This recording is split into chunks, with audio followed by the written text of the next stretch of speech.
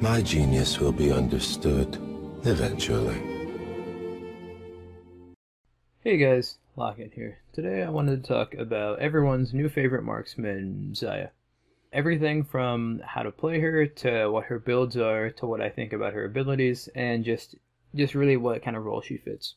So with that being said, let's get started.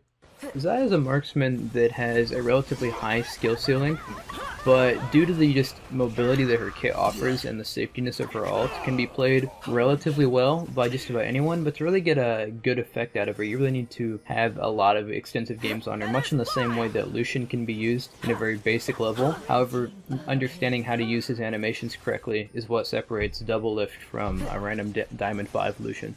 I also think she has extensive utility in the form of her root, and the fact that she provides a lot for her team just with the abilities to land a 3 or 4 man root sometimes, much like Jhin and what he can bring to teams. Xayah has incredibly good mid-game damage with Blade of the Ruined King and Hurricane Bow, and because of that, it gives her a lot of the same power that Lucian has. As far as the builds go, Xayah has a pretty standard first item in that she goes Blade of the Ruined King, just like many other AD carries. The reason is just because Blade of the Ruined King has a very cost-efficient build path. You can very easily pick up its components in lane, and it's a very smooth transition. And once she does get this Blade of the Ruined King, she has a very noticeable power spike, as well as when she picks up her Hurricane. Well, this does increase the damage on her W, and I think it makes her very strong. There is an argument, too, that I think you go Hurricane about 80% of the time, but there is about a 20% of the time where I think you forego Hurricane Bow and you pick up a Phantom Dancer on her. I think this really depends on your team comp, and if you really think that you're going to need to be dodging a lot of backline or dodging a lot of divers, Zeds, things like that, I think Phantom Dancer is a good buy. As far as boots go, I think it's up to you whether or not you go Berserker Greaves and Ninja Tabi. That's very relevant to the team comp. I like Tabi in games where I think I'm going to need to be doing a lot of hard carrying, as in being up front, doing a lot of the damage. I think Greaves are very good if you have a decent team comp or a team that you feel you can rely on. If you think that you're going to have, for example, an Ivern and a Shin, Greaves is an acceptable purchase. The odds of you getting, hit super hard by the enemy to carry it through an Ivern and a Shin with all their shields is very slim, so Greaves is good there. For the rest of the build, it's pretty standard. You're just going to want to pick up in whatever order is necessary depending on their tanks. Infinity Edge, and then obviously an LDR, Mortal Reminder. And for her last item, she has a lot of freeway. You can go Mercurial, you can go Rapid Fire Cannon, you can pick up a Phantom Dancer if you didn't earlier, you can pick up a GA on her, it's not bad there either. There's a lot of things you can go.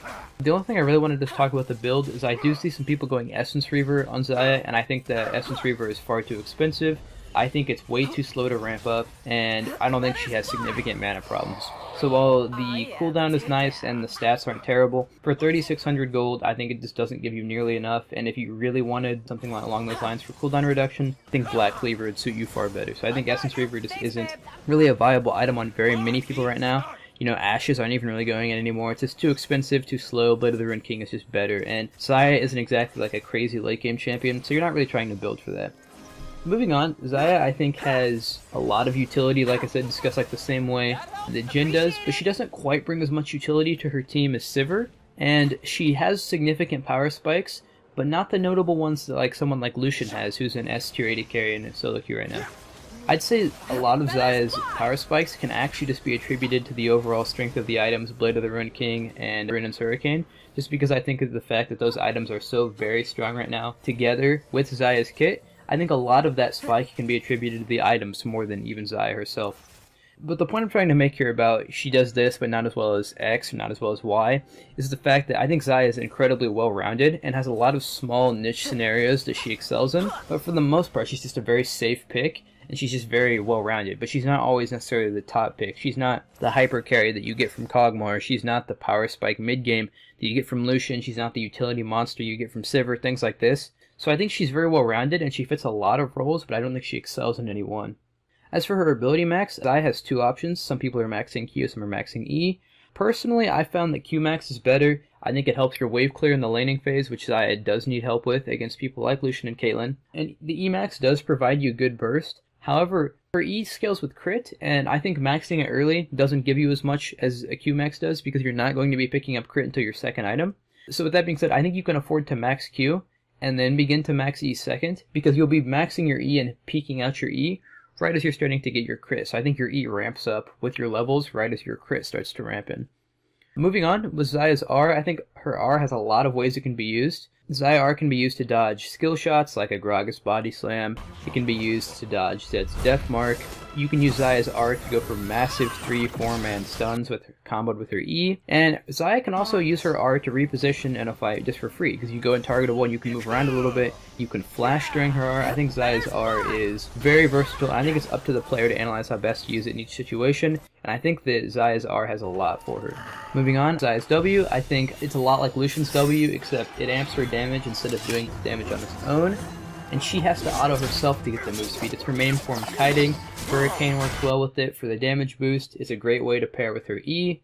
Overall, I think Xayah's W is very strong, and I think it's, like I said, it's her main form of kiting. You really need to be careful how you use it. And lastly, Xayah's E is her main utility. It's a lot like a Jhin W, except it has a shorter range, obviously, but it has a lot more potential. You can get 3-4 man stuns with it. It has a lot of burst in lane. I think besides Xayah's R, this is the main ability that separates a good Xayah from a great one, because it takes a lot to be conscious and mindful of where her feathers are in team fights, and it's very easy to overlook that. With that being said, that's all I wanted to say on Xayah. I just wanted to break it down and just show you guys a couple of clips about how to use Xayah's auto attacks, how to use it auto attacking through people, and how I think Xayah, when she gets ahead, can be very strong and take over a game much like Lucian can. Thank you guys for watching, and I'll see you in the next one.